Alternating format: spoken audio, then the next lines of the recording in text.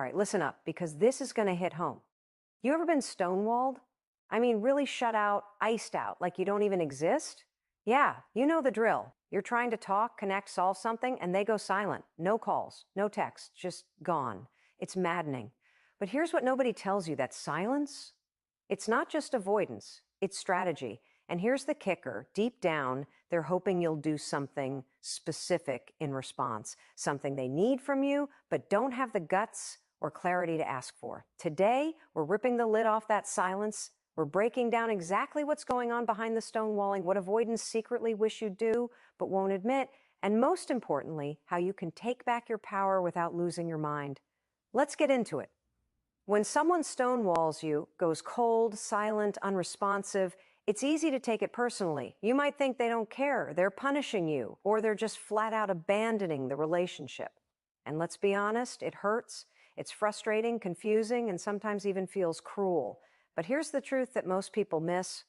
Stonewalling isn't always about disinterest or malice. In many cases, especially with avoidantly attached individuals, stonewalling is actually a form of emotional dysregulation. They're not shutting you out because they don't care, they're shutting down because they're overwhelmed. Think about it. Avoidant people are wired differently when it comes to emotional closeness. Somewhere along the way, usually in childhood, they learned that vulnerability isn't safe. Emotional needs were either dismissed, ignored, or met with punishment. So they developed a protective strategy, suppress emotions, stay independent, and avoid relying on others. It's not a conscious choice, it's a survival instinct.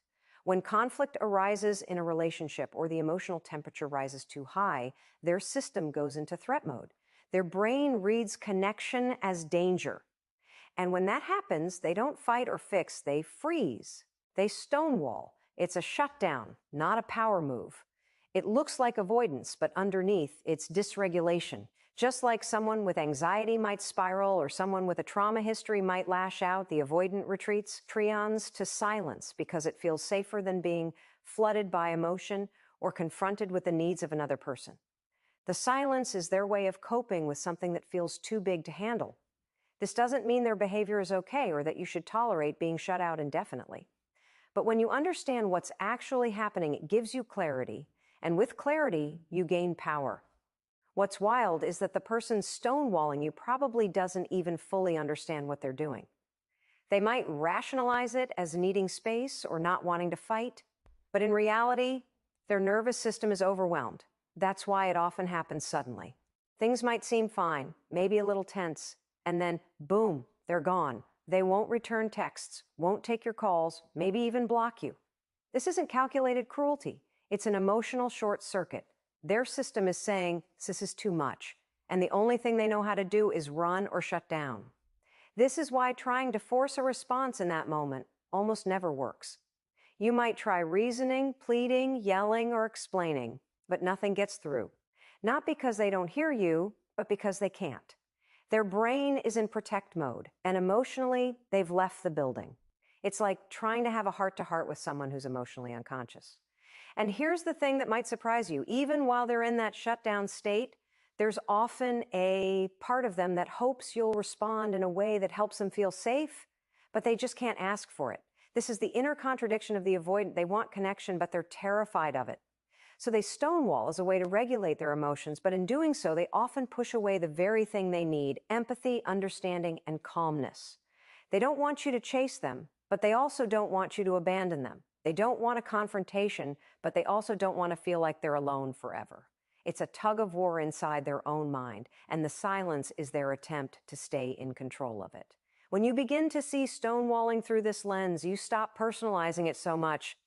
You realize it's not always a reflection of your worth or a sign that the relationship is doomed, but rather a reflection of the other person's limited capacity for emotional regulation. Again, that doesn't mean you excuse it, but it gives you a roadmap for how to respond. You get to decide how long you're willing to wait, how much you'll tolerate, and what boundaries you need to protect your own peace.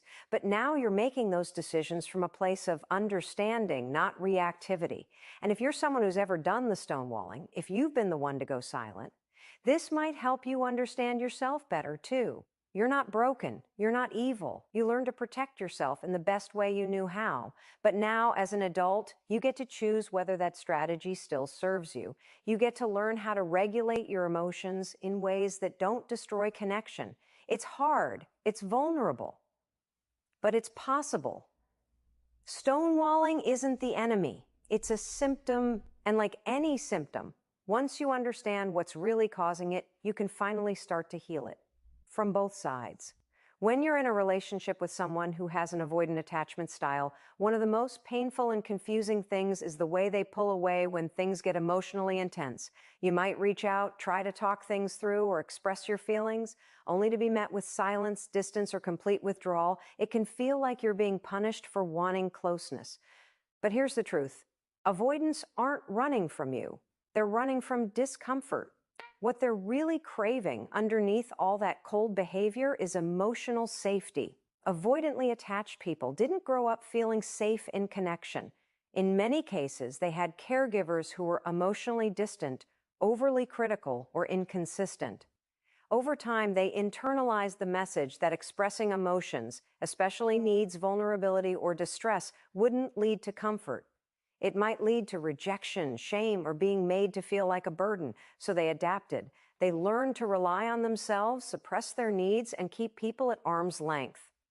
On the outside, they appear independent, strong, even indifferent. But inside, there's a deep-seated fear of being emotionally overwhelmed or losing control in relationships. So when they start to stonewall, it's not because they don't want connection. It's because they don't trust that they can be themselves in that connection without feeling threatened.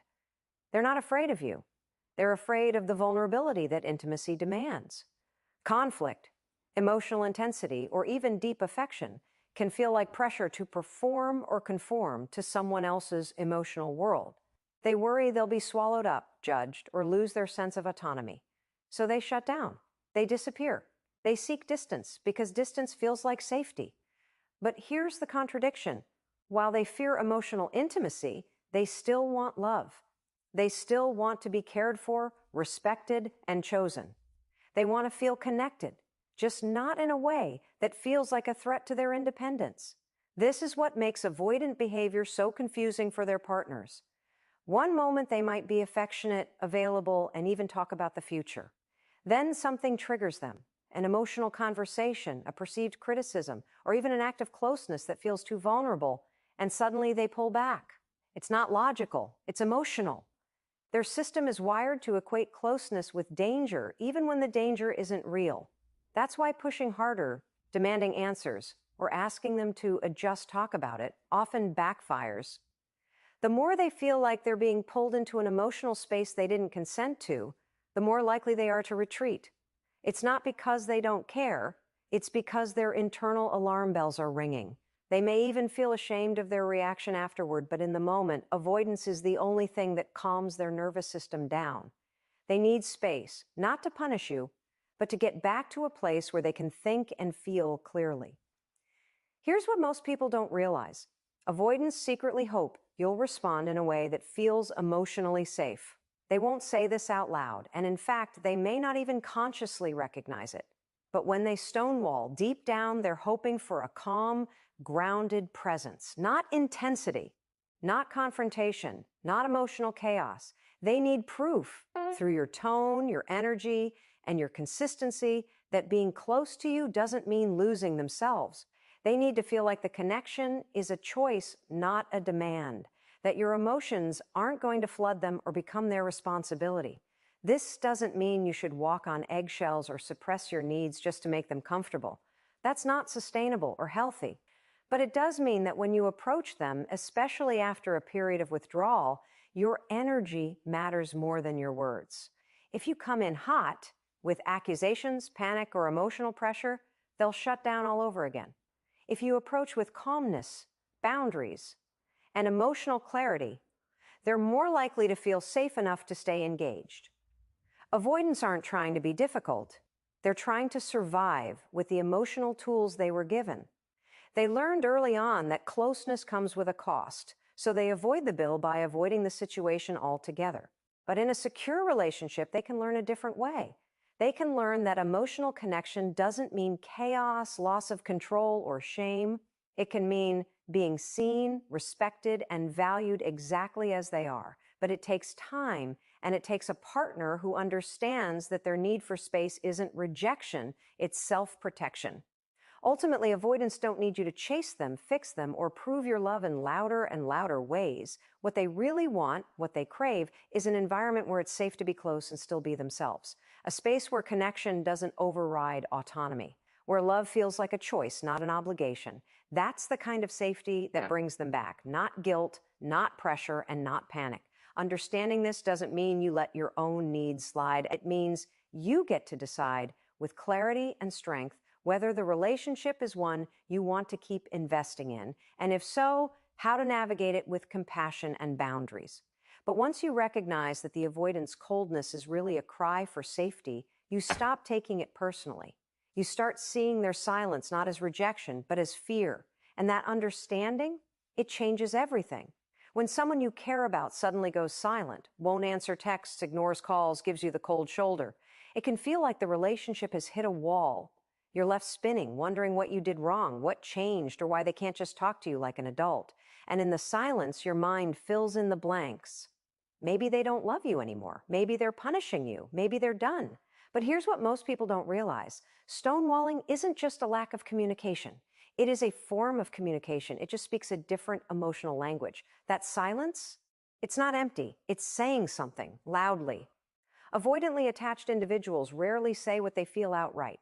Vulnerability doesn't come naturally to them, especially in moments of stress or conflict. So when they get overwhelmed, they don't lean in, they lean out. The silence becomes a shield, but under that silence, there's always a message.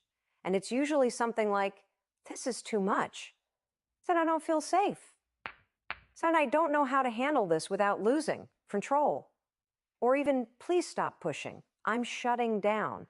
The problem is, instead of saying these things with words, they say it by disappearing. And that makes the people who care about them feel abandoned or punished, when in reality, they're just overwhelmed and emotionally maxed out. What's especially confusing is that the message stonewalling sends often doesn't match what the avoidant person actually wants. They might genuinely care about you, even love you, and want the relationship to work. But the way they handle emotional discomfort by shutting down sends the opposite signal. It says, "I don't care," or worse, "since you don't matter." And when you respond by getting angry, anxious, or chasing them for answers, it only reinforces their internal fear that emotions are dangerous, that connection is threatening, and that they have to withdraw even further to feel okay again. It becomes a feedback loop. You feel hurt by the silence, so you reach out more. They feel overwhelmed by the emotional intensity, so they retreat deeper. You feel even more abandoned, so you push harder. Eventually, both of you are locked in roles you didn't choose, one chasing, one fleeing, and no one is actually saying what they mean. That's the tragedy of stonewalling. It blocks the very connection that both people ultimately want. It turns a moment that could have brought understanding into a standoff filled with assumptions and emotional distance. Understanding what silence is really saying doesn't excuse the behavior, but it helps you respond more strategically. Because now you're not reacting to the behavior at face value, you're reading between the lines. You're recognizing that the person stonewalling isn't necessarily trying to hurt you. They're trying to protect themselves the only way they know how. And even if their silence feels like rejection, what they might really be feeling is fear, shame, or emotional paralysis. They don't know how to stay in the room when things get hard, so they leave, physically, emotionally, or both. The truth is, a lot of avoidantly attached people don't have the emotional vocabulary to articulate what's going on inside them. They weren't taught to process or express their feelings. So silence becomes their default. It's how they regain a sense of control. It's how they try to avoid making things worse. Because in their world, emotional conflict doesn't lead to resolution. It leads to pain, chaos, or rejection. So they pull back, hoping the storm will pass on its own. But in doing so, they often create more pain, especially for the person who's left in the dark. If you're on the receiving end of stonewalling, the most powerful thing you can do is not to chase or retaliate, but to pause and assess. Ask yourself, what might this silence actually be saying beneath the surface? Is it fear? Is it overwhelm? Is it a signal that the person doesn't yet have the tools to engage in healthy emotional dialogue? And then decide from a place of clarity, not desperation, how you want to respond. You don't have to fix it, rescue them, or wait forever. But you also don't have to internalize the silence as your fault. It's important to remember, emotional shutdowns often stem from emotional overload. When someone doesn't have the tools to handle relational stress in real time, they opt out. And while that's not fair to you, it's also not always about you. That's why understanding the message behind the silence gives you power. It helps you step out of the emotional chaos and into a position of grounded awareness. You get to choose how to protect your peace, while also holding space for the fact that not everyone knows how to express their feelings in the moment. And here's the paradox.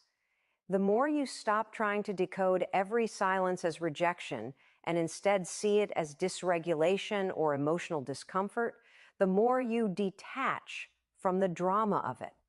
You stop dancing in circles trying to guess what's wrong. You stop playing the fixer or the mind reader. And that shift in energy, it changes everything. Because now you're not reacting to the silence. You're responding to the need behind it.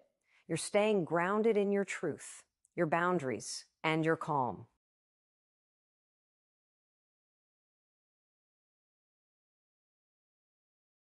Dealing with someone who stonewalls, especially an avoidant partner, the dynamic can feel like an unbreakable cycle of silence and frustration. You reach out, they pull away. You push, they shut down harder. It can feel hopeless. But the truth is, there is one response that can actually break through that stonewalling. Not a magic phrase, not an ultimatum, but a way of being that shifts the entire emotional landscape. This response isn't about demanding change or trying to force an explanation. It's about offering calm, steady presence that invites safety instead of conflict. Avoidantly attached individuals often stonewall because their nervous system is overwhelmed. They experience emotional closeness or conflict as a threat, triggering a fight, flight, or freeze response. In their mind, silence and withdrawal become the safest options to avoid being swallowed up by intense feelings or demands. The key to breaking through this isn't escalating the emotional temperature, it's lowering it. When someone is emotionally flooded, more emotion doesn't help. It only deepens their shutdown. What they need is a steady, grounded presence that says, "CA, see you, I'm here," and it's safe to come back. This response requires a lot of patience and emotional self-regulation on your part. It means resisting the urge to react with panic, anger, or pleading. Instead, you show up with calm confidence, clear boundaries, and unwavering respect for their need for space, even as you hold the intention to stay connected. You acknowledge their experience without trying to fix or change it right away. This isn't passivity or giving in. It's emotional strength disguised as softness. It communicates that the relationship is not a battlefield, but a place of safety. One practical way this looks is through what some therapists call emotional availability. You don't bombard them with messages or demand answers. You don't chase them down or try to break through their walls by force. Instead, you keep your communication open and calm, letting them know you're present when they're ready to engage without pressuring them. This might mean sending a simple message like, "I'm here when you want to talk," and then stepping back to give them the time they need. The message is consistent, the door is open, and you're not going anywhere, but you're not forcing it either. Why does this work? Because it interrupts the avoidant person's internal narrative that closeness equals danger. When they see that someone can hold space for their emotional discomfort without reacting with anxiety or anger, their nervous system begins to downshift. The fear that connection means losing control starts to loosen its grip. They feel less like they have to run or hide. Instead, they start to sense that they can stay connected without losing themselves, that their vulnerability won't be met with judgment or chaos. This response also honors their autonomy, which is crucial for avoidance. They need to feel like connection is a choice, not a demand. When you respect their boundaries and give them space, you reinforce that the relationship isn't about control or emotional suffocation. This respect builds trust, the foundation for deeper intimacy. Over time, they may start to come back to the conversation on their own terms, feeling safer to open up because they've experienced that you won't overwhelm or abandon them. At the same time, offering this kind of response doesn't mean you ignore your own needs. It's essential to balance your patience with clear boundaries about what you will and won't accept in the relationship. You can hold space for their emotional process without sacrificing your own well-being. In fact, showing that you value yourself and your emotional health sends a powerful message. The relationship is about mutual respect and care, not one-sided sacrifice. Breaking the cycle of stonewalling with this response can be incredibly challenging. It requires you to stay grounded, even when you feel hurt, confused, or desperate for answers. It asks you to be emotionally mature and resilient in the face of silence. But the payoff is worth it. When you consistently offer calm presence rather than emotional chaos, you create a safe container for connection to grow. You become a steady anchor in the storm, which can eventually draw your partner back from their withdrawal. This isn't about fixing the other person or forcing a breakthrough on your timeline. It's about creating a relationship environment where healing and connection can happen naturally. The avoidant partner learns through experience that closeness doesn't have to mean loss of control or pain, and you learn to navigate your own emotional responses with clarity and strength. Together, you move from a pattern of fear and avoidance into a place where vulnerability is possible and silence no longer feels like a weapon but a temporary pause. When someone you care about stonewalls you, it's easy to feel powerless and stuck, like you're caught in a relentless push-pull where you're either chasing connection or retreating into loneliness. But the truth is, the most important thing you can do is reclaim your own control. You don't have to get lost in the emotional chaos of their silence or absorb the confusion it creates. Instead, you can choose how you respond, what you tolerate, and how you protect your emotional well-being. Reclaiming control is about shifting from being a reactive participant in their stonewalling to becoming the calm center of your own world. Stonewalling creates a sense of uncertainty. You start to question yourself. Did I do something wrong? Am I not enough? Should I keep trying harder? These thoughts are natural, but they also give away your power. The cycle of stonewalling feeds on your uncertainty because it keeps you engaged in a dance where you're always reaching, always hoping, but never truly satisfied. Reclaiming control means stepping out of that dance. It means understanding that you don't need to fix or rescue someone who isn't ready or willing to engage. You get to decide your boundaries, your limits, and your worth, and you hold those with firmness. When you reclaim control, you stop making their silence about you. You recognize that their stonewalling is about their own emotional regulation struggles, not a reflection of your value or your efforts. This shift in perspective is crucial because it frees you from self-blame and emotional exhaustion. Instead of spiraling into anxiety or resentment, you begin to cultivate emotional resilience. You develop a clear sense of what is acceptable and what isn't, and you act from that clarity rather than from fear or desperation. Reclaiming control also means learning to communicate your needs and boundaries assertively and calmly. It's not about ultimatums or demands that push them further away, but about stating your truth with respect and self-respect. For example, you might say something like, I need us to communicate openly to feel safe in this relationship. If you're not ready, I understand, but I also need to know where we stand.